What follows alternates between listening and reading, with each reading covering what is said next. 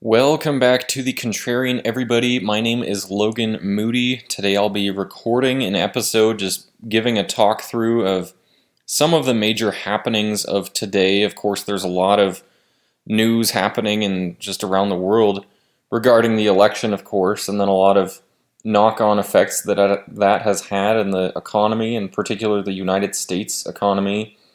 So today I'll just be talking about banks essentially betting on higher interest rates going into next year. So apparently banks think that rates are actually heading higher from here. And then also Vivek and Elon are preparing to go full DOGE on the federal government. So, before I get into it, I like to talk about things, basically major headlines in the economy, mainstream Wall Street media and things like that. And most of the time I would say I fall somewhat in line with, other pundits you could find out there, but occasionally I'll come to very different conclusions. That's why I call this the Contrarian. And at times that has worked out well, at times it has not worked out well for me. As you could see if you were to just pan through all the past videos I have made. So without further ado, I'll dive into this article that Reuters just released after the market closed today, which is Wednesday, November 13th. And the headline is Banks Flood U.S. Debt Market in Biggest Single-Day Raise Since 2016, according to BMO.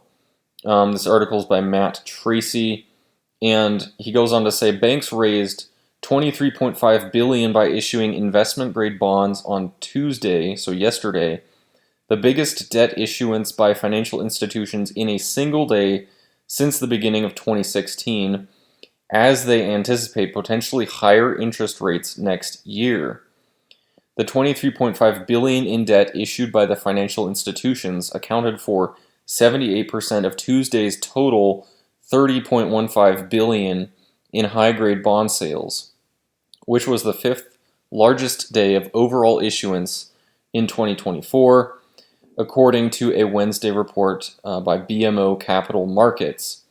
So he goes on to quote, from yesterday's flood of issuance, it seems like banks are issuing bonds now to get ahead of what could happen next year with rates under President-elect Donald Trump's administration, said Jack McIntyre, global fixed income portfolio manager at Brandywine Capital. So he sees what happens with risk. He will see what happens with risk, assets, uncertainty, and volatility in the rest of this year and going into the new year. So essentially, what he is arguing, what he's alluding to, is perhaps why banks are issuing so much debt right now is they are preparing for higher rates in the upcoming year. And, that's kind of I would say, change of direction from where banks had seen rates going previously. And that might explain why, for example, after the election results, bonds have really been tanking since then.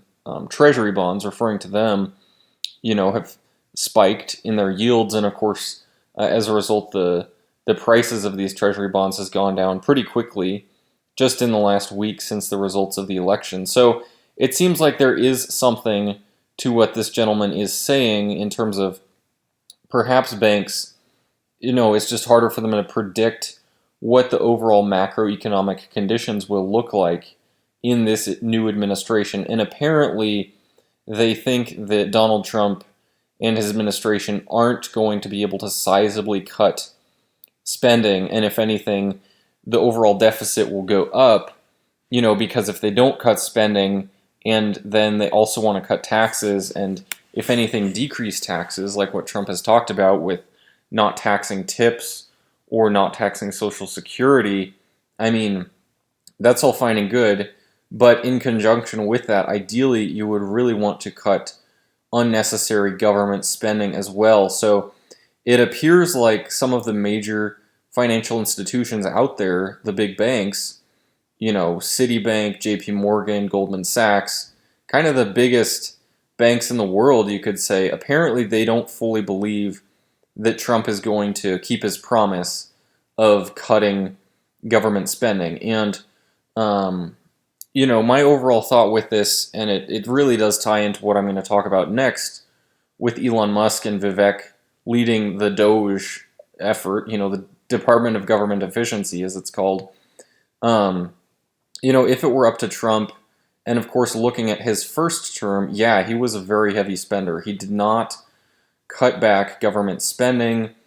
Of course you had the military-industrial complex just continuing to rake in money hand over fist with all these different conflicts here and there, and you had the continuation of just the explosion in government debt issuance, and the national debt, of course, ballooned immensely under Trump's first term.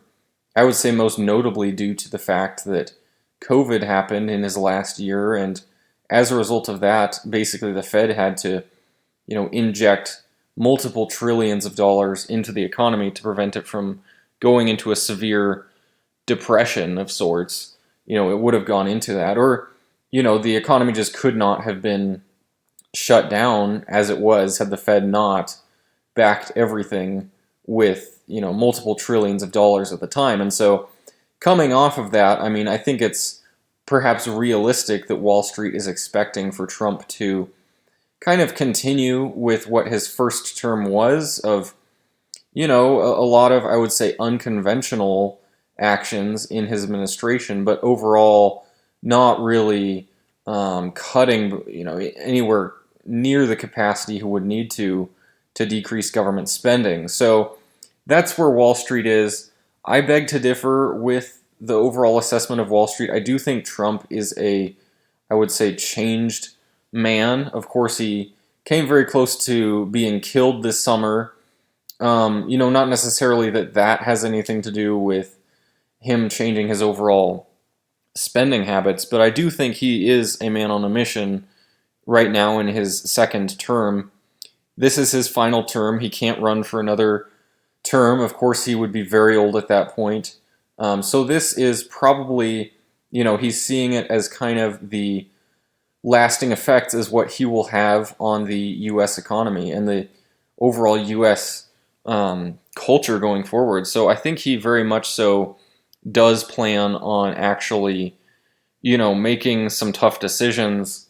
I don't think he cares about what the media thinks about him, whereas in his first term there may have been a little bit of an effect that the media really just bagging on him 24/7. I think that did affect him a little bit in terms of, I don't want to be seen as this person who's deporting illegal immigrants or doing all these things that the media is trying to spin as being very unpopular. Whereas now, when a lot more people just in the general populace would like for him to be doing these things, whether it's cutting unnecessary government spending that really is not helping American citizens, or if it's deporting potentially millions of illegal immigrants, there's a lot more people now who actually want this to happen. And so I think he is going to go through on a lot of that. And I do hope that he will be able to, with the Department of Government Efficiency, just be able to have that,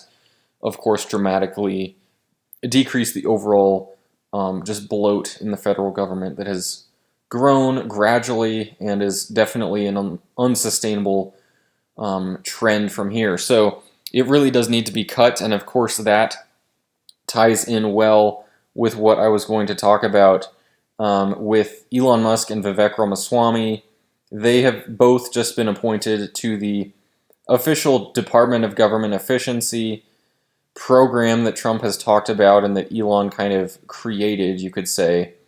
And of course, I think it does tie in a little bit with the whole Dogecoin phenomenon and happening that Elon Musk was involved with just to create it with that acronym. So, overall, with, cutting government spending and everything like that, unless you're going through Congress itself, in my mind, it's going to take a lot longer than what Elon Musk and Vivek are thinking right now, just for the fact that to actually lay off, many thousands of federal employees like what they would be doing, and, Elon Musk has talked about, maybe we wouldn't lay them off. Maybe we would kind of give them a severance package or kind of almost change their status of employment to phase them out.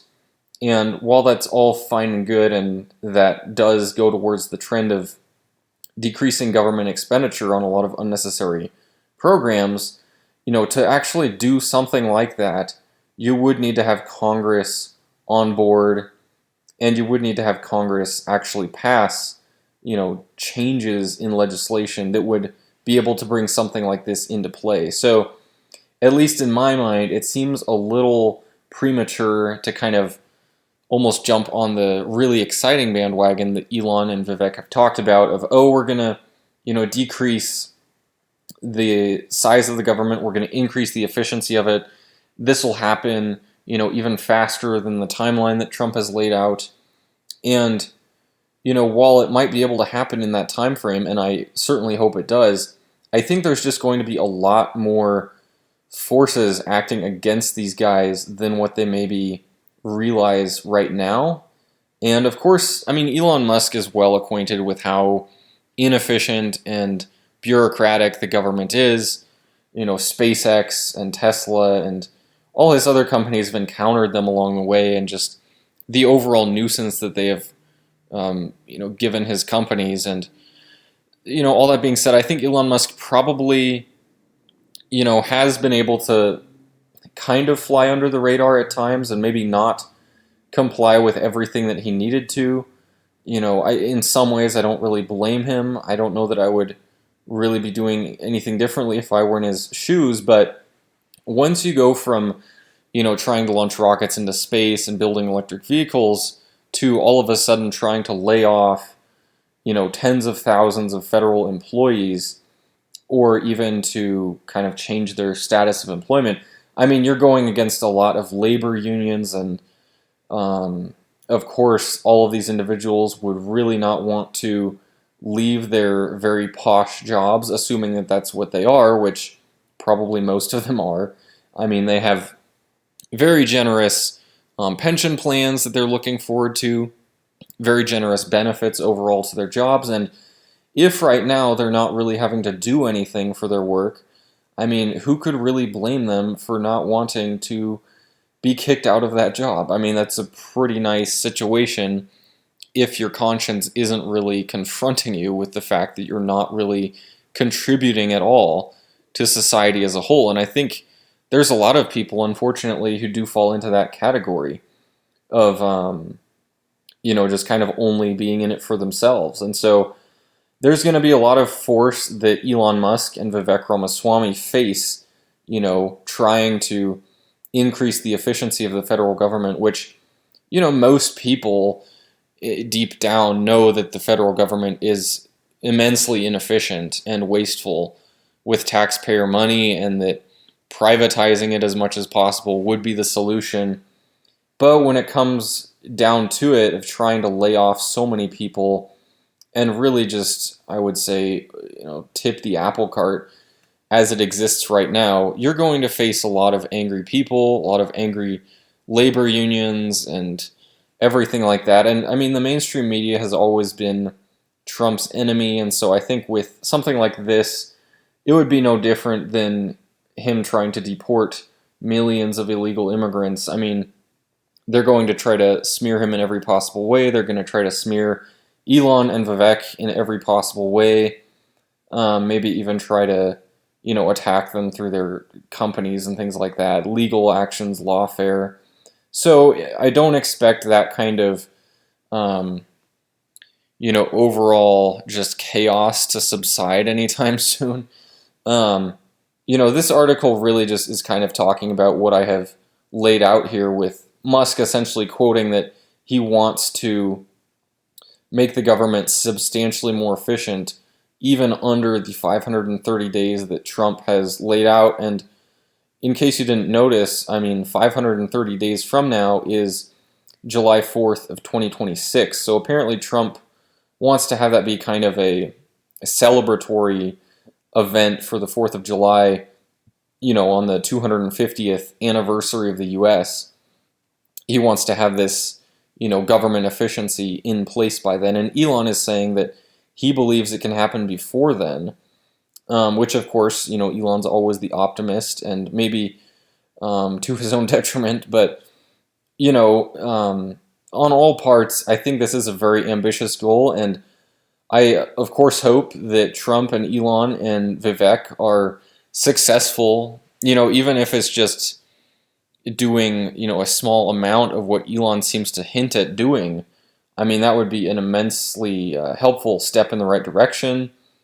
And if Elon's able to, live up to his goals right now of, I don't even know what percentage of federal employees it would be that end up being deemed unnecessary. When you think of just how many government programs have been layered on top of each other at this point, and how many, administrative positions and, DEI positions and LGBT inclusion and whatever, completely unnecessary stuff has been included in the last few years even.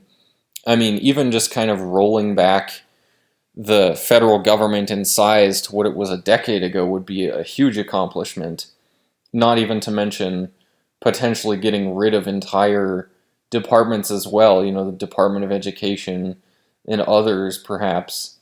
So I really do hope that Trump, Elon and Vivek are, successful. I hope that they don't give in to the peer pressure, they don't give in to the lawfare that is going to come their way, which there will be plenty of. And, it would be, immensely helpful to just free up the American economy to not have there be so much waste. I mean, because then you can actually have taxes be lowered sustainably. You can have potentially, live up to your promises of no taxes on tips, no taxes on Social Security. You could actually kind of guarantee that Social Security will be there, that Medicare will be there, if you're not wasting money on a bunch of other things. And overall, it would just, I would say, guarantee the future of a lot of these programs, which are kind of questioned right now in terms of how sustainable they actually are. So, all this being said, I do consider these two things related, with banks essentially betting on higher rates coming up, and then Elon and Vivek really diving into their DOGE agenda. I would love to know what all of you think about these two topics. Interest rates, where that could potentially be going, where inflation could potentially be going. This whole spending trend that we've been in, with government spending exploding in the last two administrations.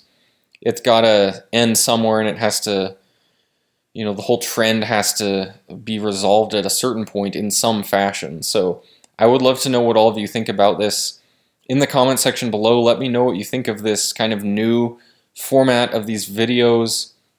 I really prefer talking just into a microphone, because then I can really, see all these statistics in front of me. I feel like a lot more prepared than kind of going impromptu, staring at a camera and reading off of, a note card kind of a format. So let me know what you think of this new video format. And yeah, let me know what you think of these topics, and I hope to see all of you again at some point.